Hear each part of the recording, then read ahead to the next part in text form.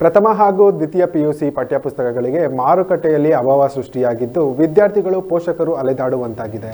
ಕಳೆದ ಸಾಲಿಗಿಂತ ಈ ಬಾರಿಯ ಎಸ್ಎಸ್ಎಲ್ಸಿ ಫಲಿತಾಂಶದಲ್ಲಿ ಶೇಕಡಾ 10.49ರಷ್ಟು ಕುಸಿತ ಕಂಡಿದೆ. ಕಡಿಮೆ ಅಂಕ ಪಡೆದು ವಿದ್ಯಾರ್ಥಿಗಳು ಫಲಿತಾಂಶ ಉತ್ತಮಪಡಿಸಿಕೊಳ್ಳಲು ಎರಡನೇ ಪರೀಕ್ಷೆಯತ್ತ ಚಿತ್ತ ಹರಿಸಿದ್ದಾರೆ. ಹಾಗಾಗಿ ಪ್ರಥಮ ಪಿಯುಸಿ ಪ್ರವೇಶ ಮಂದಗತಿಯಲ್ಲಿ ಸಾಗಿದೆ. ಈಗಾಗಲೇ ದಾಖಲಾತಿ ಪಡೆದ ವಿದ್ಯಾರ್ಥಿಗಳು ಅಗತ್ಯವಿರುವ ಎಲ್ಲ ಪಠ್ಯಪುಸ್ತಕಗಳು ರಾಜ್ಯದ ಯಾವುದೇ ಪುಸ್ತಕ ಮಳಿಗೆಯಲ್ಲಿ ದೊರೆಯುತ್ತಿಲ್ಲ. ಅಲ್ಲದೆ 1.5 ತಿಂಗಳ ಬೇಸಿಗೆ ರಜೆ ಬಳಿಕ ಇತ್ತೀಚೆಗೆ ರಾಜ್ಯದ ಎಲ್ಲೆಡೆ ಶಾಲೆಗಳು ಪುನರಾರಂಭವಾಗಿವೆ.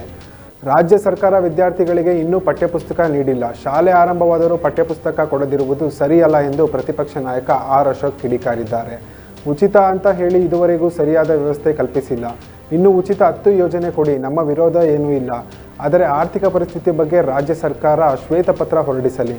ಸರ್ಕಾರ ಪಾಪರ್ ಆಗಿದೆಯಾ, ಹಣದ ಹೊಳೆ ಹರಿತಿದೆಯಾ ಗೊತ್ತಾಗ್ತಿಲ್ಲ.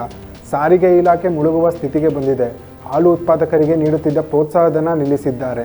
ನೌಕರರ ಸಂಬಳ ಕೊಡಲು ಸಾಲ ಮಾಡುವ ಪರಿಸ್ಥಿತಿ ಬಂದಿದೆ ಎಂದು ರಾಜ್ಯ ಸರ್ಕಾರದ ವಿರುದ್ಧ ವಾಗ್ದಾಳಿ ಮಾಡಿದ್ದಾರೆ. ಸರ್ಕಾರಿ ಶಾಲೆಯಲ್ಲಿ LKG UKG ತರಬೇತಿ ಆರಂಭಿಸುವ ವಿಚಾರವಾಗಿ ಸರ್ಕಾರದ ಹೊಸ ಆದೇಶದ ವಿರುದ್ಧ ಅಂಗನವಾಡಿ ಕಾರ್ಯಕರ್ತರು ಕೆರಳಿದ್ದಾರೆ.